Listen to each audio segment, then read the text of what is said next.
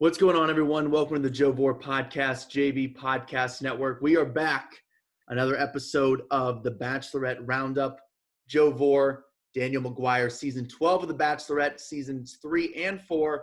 Bachelor in Paradise, my very special co-host. So, Daniel, we just watched the Men Tell All. Before we get into all the details and break this episode down, what were your just kind of overall thoughts and feelings? How did you feel about this episode? Now, I know you haven't watched really any of this season prior to last week's episode and haven't watched the show in a while. So your first Men Tell All, obviously different. There's no live studio audience. We'll get into that. But kind of what did you think? How did you feel about this episode? Well, as for the Men Tell All, I kind of like that there was no audience just because sometimes the audience will pick sides and, just because they pick a side doesn't necessarily mean they're right. They could be all sheep. They're going to pick one side. So it's nice not to have that background noise and just let the guys go at it. I find with the Men Tell All, at least from my experiences, it's a chance for people to get more airtime. It's kind of like, oh, I should have said this, or I should have done that, or I never got much airtime. Maybe I'll speak up more. It's my chance to get another 15 minutes of fame. Maybe my chance to try to get on Paradise. So I think that's what a lot of guys do. I mean, it would only make sense. Why would you just want to sit there and be quiet and do nothing? So, I wasn't too surprised by anything. Obviously the guys are going back and forth. They're, swearing and getting pretty heated, but it's expected.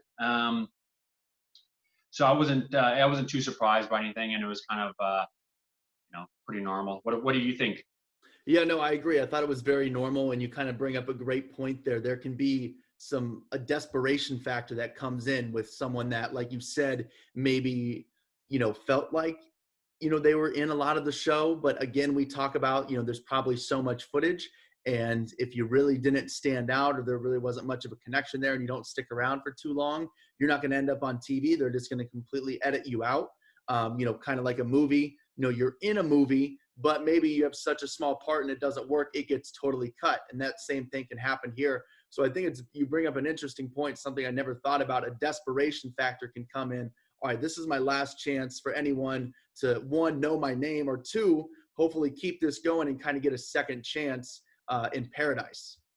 I mean, I think anybody with half a brain, when they're going on and filming the Men Tell All or Women Tell All, realize this. They're thinking, oh, I'm trying to get more airtime now, or I should get more airtime, or whatever it is. And so that's what they're probably doing. It is hard, though.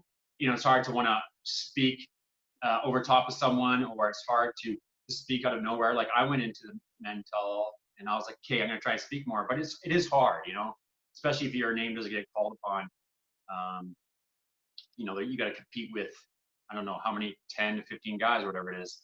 But on this Tell All, I did learn about Joseph, and because I didn't see that prior, didn't see the prior episodes, and that was interesting. I could see that he probably got a lot of hate from that. I'm sure he got death threats and you name it. And obviously he overreacted. I mean, you're 30 years old on a reality TV show, and you have guys coming out wearing next to nothing. It's kind of like, it's not, I don't think to me, that's not a big deal.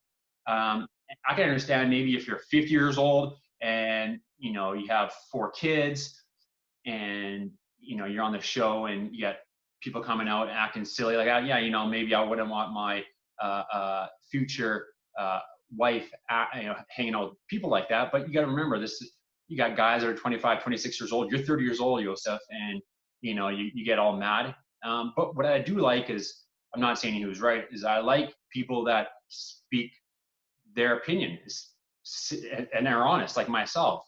I'm not saying that he was right, but I like that he said that was on his mind. Maybe didn't choose the best words, and maybe did go a little bit too aggressively. But I also like that the Men Tell All, he's like, no, I don't regret saying it. And I'm the same type of person. No, I don't regret saying this and doing that. I believe what I say. This is my opinion. You might not like it. Too bad. Absolutely. No, I agree. Like I said, I don't know, how right he was or if he was right at all. But one thing you can say about Joseph is he is going to speak the truth, speak what's on his mind, and he's going to be unapologetic about it. So we'll dive into more of that once we get to that point in the episode. But let's get going on this episode. We open up a one-on-one date with Blake. Now, kind of throwing this back, this was before you started watching. This is when Claire was still the Bachelorette. I liked Blake, and then Blake, I believe it was when they did that, the dodgeball game, like the naked dodgeball game that they referenced with Yosef, right? So it was one of those group dates where there's a winning team and a losing team. The winning team gets to go on the cocktail party, and the losing team has to go back, right? We see that season to season with different things. Blake's team lost, and Blake went kind of rogue here. Now, I know even Chris Harrison referenced it in this episode that the only rules are there are no rules. You kind of go for it and you do your thing. There's really not a ton of boundaries here with what you can do within this, Bachelorette universe that they create when you're there.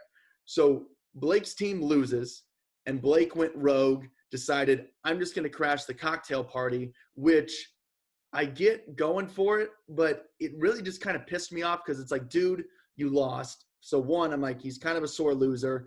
And what I hated the most about it was, now I really didn't like Claire that much, so I probably was viewing it with some sort of, bias there. Claire rewarded it and really, really liked Blake doing that. It just, sometimes it works. Sometimes in my gut, I'm like, okay, this was like a good risk. This was the right move to make here, even though it was sort of against the rules, sort of against what they laid out. But it just didn't feel right for me. So one-on-one with Blake already, I'm like, I don't like this guy. I just kind of wanted to give you that background, and any of our viewers who kind of forgot about that. So they go on this sort of like weird spiritual thing. What do you think about, because there's always, every single year, they always do one of these like weird spiritual, like medium, like, give me your palms, I'm going to, see how compatible you are. What do you think about these like weird dates? And now your time that you were around, did you ever get any of this in a group date or one-on-one experience? So, as for these spiritual things, I mean, it's not my cup of tea, and I don't really believe in it, but to each their own. But the thing is, it's the same with like when it goes to the lie detector last episode. Right. You can have the producers telling, oh, make sure that's right or wrong, even though, make sure that's a lie or not. And same with this spiritual person. They could be like, get the spiritual person to make up something, to cause drama, or to say, oh, the spiritual person can be like, oh, I think you, Blake, don't like her, You can come up with anything. So it's just another curveball, I think, to throw in there and to possibly stir things up. But again, these are cheap dates. It doesn't take much to make these. It doesn't cost much. So I probably wouldn't have been too happy if that was my date. I've been on some dates in the past where, for example, Bachelor in Paradise, it was a wrestling date, and it wasn't, it's not that fun. I'm like, right. I'm going to break my neck here. And I don't get to hang out with the girl much. And it was just kind of weird and awkward. I felt like more like it was some sort of fitness competitive show, Right. Now, and then they were doing like that tantric deep breathing thing. I don't know if have you ever seen the American Pie movies? Yeah. Yeah. So anytime I hear tantric, I just think of American Pie 2, where Paul Finch is there like meditating in this like deep breathing tantric thing, and Stifler comes over and kicks him, and he comes out of it. He's like, what are you doing? He's like, it's tantric, it's deep breathing. He's like, tantric? What the fuck is tantric? So as soon as I heard that, that's exactly what I said. I was like, we're going to do some tantric deep breathing exercises. Yeah, I was like, what the fuck is tantric? When things are forced like that, I don't know. If I was in that position, I'd be like, yeah, you're being forced into these silly, weird positions. I mean, you just have to go with it sometimes. But when you get the cameras on you and whatnot, sometimes it's just kind of awkward and hard. Right. Yeah. So that was interesting. So speaking of tantric, whatever it was, it obviously wasn't enough.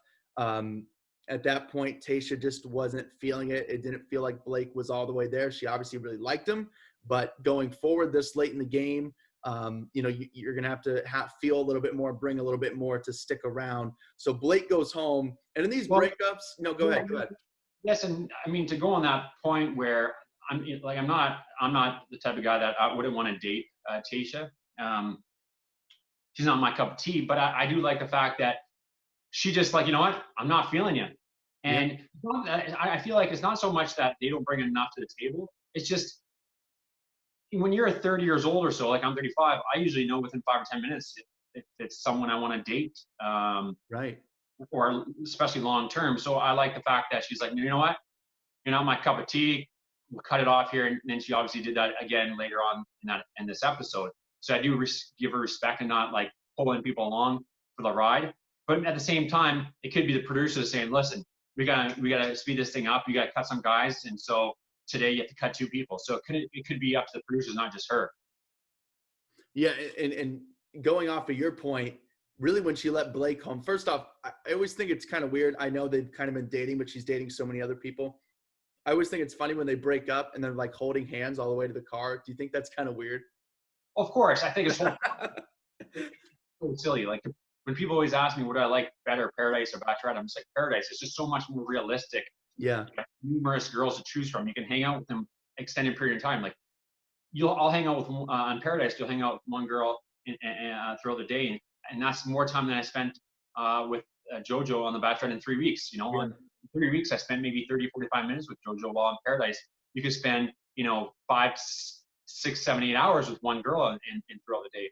The other thing I love about Paradise too, that's more like real life, is you have new people, girls and guys, coming in. Like in real life, you could be going out with someone, maybe it's only 1 or 2 dates, you're not that connected, but boom, Daniel, you might meet someone out and about wherever you live. That's where Paradise, I feel like, is more like real life, because there's new people coming in and out of your life through work. You're out shopping. You can meet people anywhere. No, I know. And that's the thing when it comes to this show and these guys are crying after hanging out with the girl for an hour or a week, which is, might be 1 or 2 hours. And they're Right. saying, I love you, or I was falling for her. Like, come on, Yep. And so going back to your point where you were, and I'm totally with you with Tayshia, right? She sees this, she recognizes this, I guess that's much better wording. It wasn't maybe Blake wasn't bringing, it's not that Blake isn't a bad guy or an incomplete guy, but what for Tayshia was looking for, it just wasn't totally lining up, which is totally okay. That happens, every day in all kinds of relationships. But that prompted her now, after that, she went right into the house to address the guys, and then she grabs Riley and she does the same thing with Riley. Yeah, she kind of realized, Riley's not the guy for me either. And it, like, even though I say, Blake and Riley, maybe they weren't her cup of tea, but it is hard sometimes, if you don't get much time with, with the girl. Like if JoJo in the first 5 minutes already made up her mind on Jordan, supposedly they knew each other beforehand and everyone else was just along for the ride. It's like, we don't even have a chance. If you give me an hour, if you don't like me after an hour, okay, I'll say my goodbyes and we could go separate ways. But if I have 5 minutes with you or less, you won't know much about me, Right. So now we go to what looks like the guys are getting ready for the cocktail party, but that turns into rose ceremony time. Tayshia, for whatever reason, it was kind of a heavy day for her. She felt that she was ready, going to forego the cocktail party. Do you think that's usually kind of, I feel like at this point in the season, it kind of makes sense. She has gone on dates, spent time with all of these guys, right? It's a smaller group, so you're getting a little bit more time, more one-on-one time together. Like, can anything really be dramatically swung in an hour cocktail party? If you have 5 minutes with someone, can you really swing? If you're out, can you really swing her in 5 minutes when she's talking to all these other guys? I mean, a cocktail party at this point is kind of pointless, right? And it's hard. I remember, so I had 3 or 4 cocktail parties, and the last one I was at, it's like, again, I had 5 minutes with her, and it's kind of like, what am I going to speak to in 5 minutes to try to like win her over? It's so, the pressure's on you. It's awkward. You have all the cameramen around you, the producers, some other guys coming in. And of course, it's going to be hard to be your 100% natural when it's your first time on TV. You have all these cameramen and producers around you, and someone's coming in. So it's just, I'm like, okay, I'm going to speak about this, this, and this. And that's kind of what I did. I was like, this is who I am, as quick as I can. I'm like, I'm a personal trainer. I'm from Canada, blah, blah, blah. Yeah. It's so unnatural. And so, again, it's something with her, she maybe, she's felt the connection with these other guys. So she knows what she wants, and she doesn't want, Riley and Blake. Absolutely. So, and then before we get to the rose ceremony, this is what we have to bring up. We knew this was coming. We knew he was back. So Bennett has officially been reintroduced to the guys. So now the guys know that he's around, and obviously because of the quarantine rules and everything, they know now that he never left. So Bennett is back. So did you now you I don't think you weren't around long enough to see anyone come back if anyone came back on JoJo's season. But when someone comes back like this, take us inside, if you were in that room, if you were one of the guys, right? And you're sitting there and this Bennett guy comes back who you're kind of like, Bennett, not a ton of people really liked him that much to start with. How would you feel if a guy like Bennett comes back in? And then in this case, knowing that he never even left. Yeah. I mean, so on my season, that didn't happen, I don't think. But I think it might have happened on Paradise. Yeah. Where I think one of the girls left and then they brought her back. And I'm just like, listen, no one wanted to give you a rose. I can't remember what happened.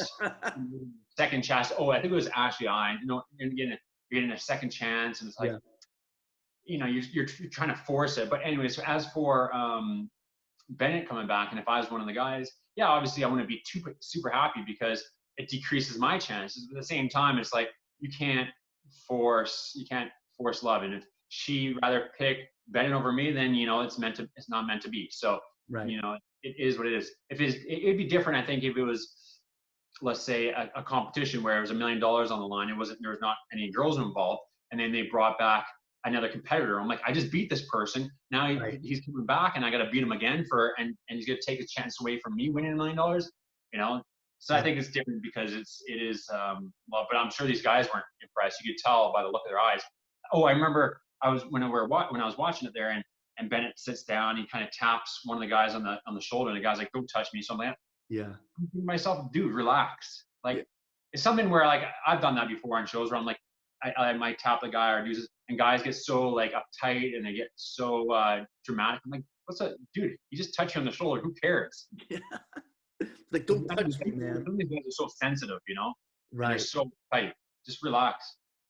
Okay, so now we finally arrive at the rose ceremony. We got 3 roses, 5 guys without a rose. 1 guy, Ben, already has his rose. And now, so the 2 guys who in these last 2 weeks that we've watched, especially since you watched, have had pretty much the most camera time, don't get roses. So Bennett and Noah are gone. Yeah, so, I was also surprised. I was a little surprised. Well, I wasn't surprised that Bennett. I thought maybe Bennett or no. I thought one of them maybe would have stayed. Yeah. But the fact they both went, actually, I'm not that surprised because they both were kind of being childish with one another, and she kind of realized, these guys aren't for me, I guess. So when they left, I thought there would have been a little bit of a drama between the two, or they would have a word with one another. But it was kind of like I was waiting for something to happen, but nothing happened, and so they both went home, which it is what it is. Right. So like we said, Bennett and Noah are home. Zach, Ivan, Brendan get roses. Ben, like we said, already has his rose. So going into hometowns that Zach, Ivan, Brendan, and Ben are getting those hometowns. And now that brings us to the Men Tell All. This kind of cracks me up because the Men Tell All, I realized, and the Women Tell All over and over again, is kind of like the scene from Mean Girls where they're all in the gym and they're all airing out their grievances and they're all kind of just getting it all out there. There's a lot of yelling back and forth, but usually it kind of calms down and they throw the bloopers in there to kind of lighten things up. So they bring everyone back to the resort. Now I want you to tell me your Men Tell All. What was that like? What was the experience like? Because obviously we saw guys really, really going at it, and we already referenced as well, no live studio audience. You like that. Because how people, the way you perceive things, the crowd can really kind of sway you one way or another. If one person's being cheered versus booed, no matter what they're saying, inherently, subconsciously, you're like, oh, they must be right because the crowd's loving it. Exactly. So on my second season of Paradise, when I came out to talk to Chris Harrison, the girl, like my girl, Lacey, was already there and kind of told her side of the story. And so when I came out, the crowd was booing and I'm like, oh, great, here we go. And so, they obviously, I came in right away and I had to dig myself out, which is hard when, that the way things are edited, or what lies she might say, or what her side of the story. But if I were to give my side of the story from the beginning, people would have been on my side. So that's why it is nice not to have the audience there. But as for, like I was saying, the men tell all, everyone's trying to get their last 15 minutes of fame. There are some tensions, and but I remember with mine, I went into the men tell all pretty confident, because I had filmed The Bachelorette, and then I filmed Paradise. So I got chosen to go on Paradise. A lot of these guys hadn't. And then I filmed the men tell all after I filmed Paradise. So these guys were jealous, obviously, and I'm walking in like I just finished another show. You guys didn't get picked. So I kind of went into the men tell all pretty happy and pretty confident, because I just did another show, and knowing that I'll probably get quite a bit of airtime, and these guys are just done with. Yeah, anyways.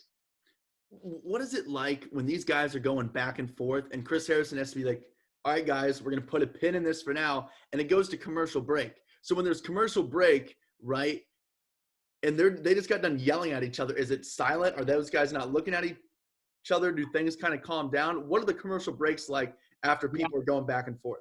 I can't remember on commercial break. I think on commercial break, everyone sits in their seat, from what I remember, and kind of might just talk to the person beside them, whatever. Right. They don't want you continue arguing, because they'll maybe like they want it to save that for save it for when the cameras are turned back on. So everyone, I think from what I remember, at least when my tell all and what things like Paradise, whatever, everyone kind of keeps themselves, and then it starts up again, and it's just kind of like a awkward waiting time before.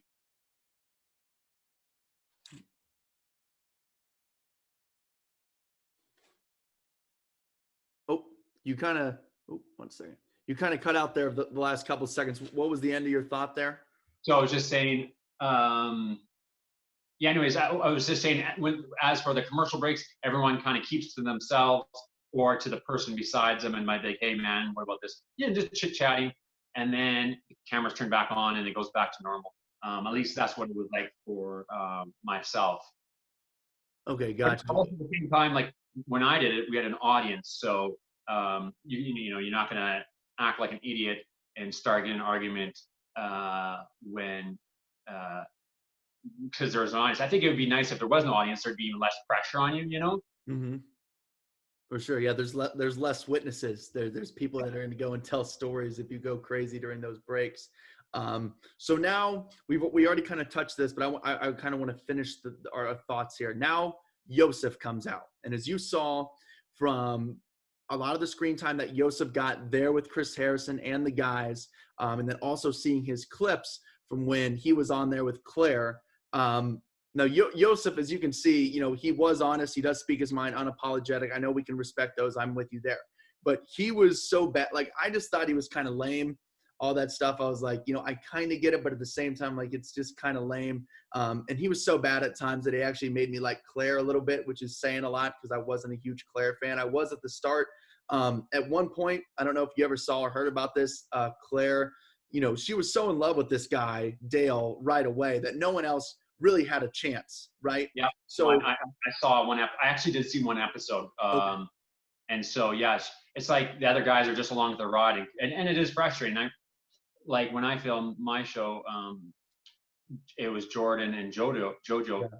And there was two football dates, and Jordan's a football player. Yeah. And again, so at times the guys were like, we feel like we're just along for the ride, and we also came up with some theories that they already knew each other beforehand, and that was kind of maybe a little bit of the story. They knew each other beforehand, and again, we were just along for the ride.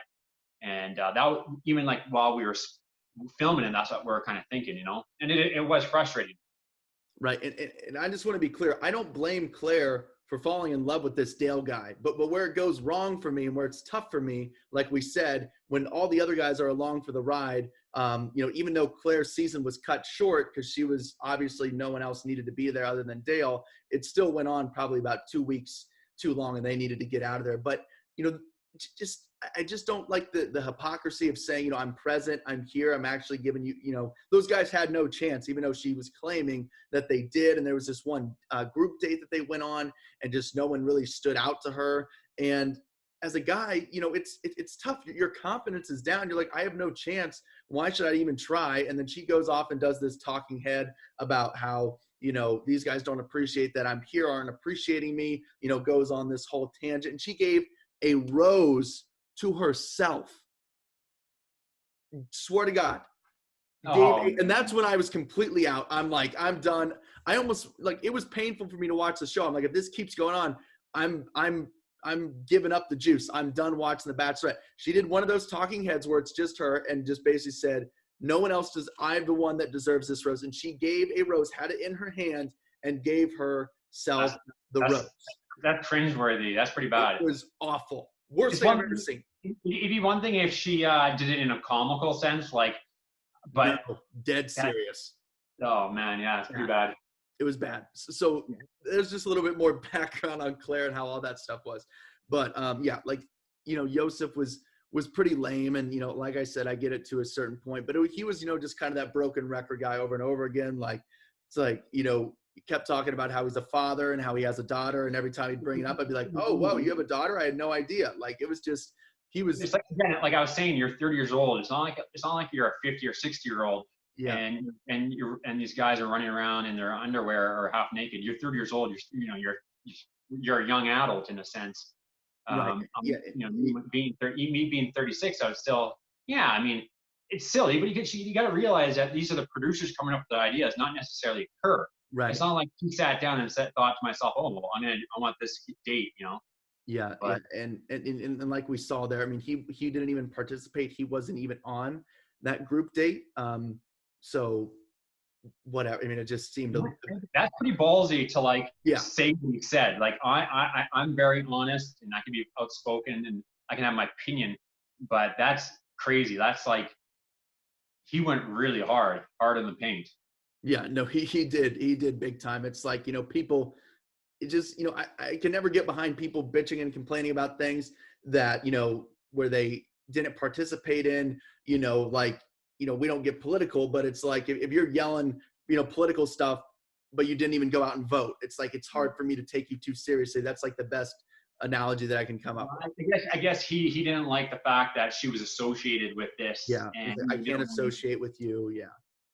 Which again, it's not like she's associated with, you know, a terrorist group. She's you know, being associated with some guys playing dodgeball half naked or something like that. Yeah. Oh, yeah. I mean, it's like, it is television, man. Do you realize this is exactly. Yeah. So okay, we covered all the Joseph stuff. As we wrap up here, you know, there end up being some more bloopers at the end, as they always do, which are fun. But Tayshia comes out. She has you know, a deep talk with Riley. He was like, it kind of felt like, I hate to kind of burn Riley here because he laid it all out there, but, you know, kind of felt like a little kid where she's like, no, come over here. He's like, can I have a hug? She's like, no, come over here. It was like totally consoling him. And that's the thing. I've said this a million times. I feel like a broken record, but I've never come across guys like this before in my life. I'm not, and I've lived in different cities and I've hung out with numerous different people. Again, I don't know if they're doing it for the TV's sake or maybe it's just the type of guys they're picking. But again, there's nothing wrong with, again, being somewhat emotional or whatever, but I just feel like, come on. I don't know. I think it goes back to the theory that I, you know, told, and it's not a crazy theory. I feel like a lot of people share these thoughts. Like I said, I feel like the environment, the way that it's all set up and the way that you're cut out from everything, it just brings it out of these guys, because I'm like you. I'm like, I swear these guys don't exist, but I don't know how I would act with all these TV cameras. Especially, I was in that situation. I was there for 3 weeks. Yeah. And I did go from 30 guys down to 20 or down to 10. After I left, there's 10 guys left.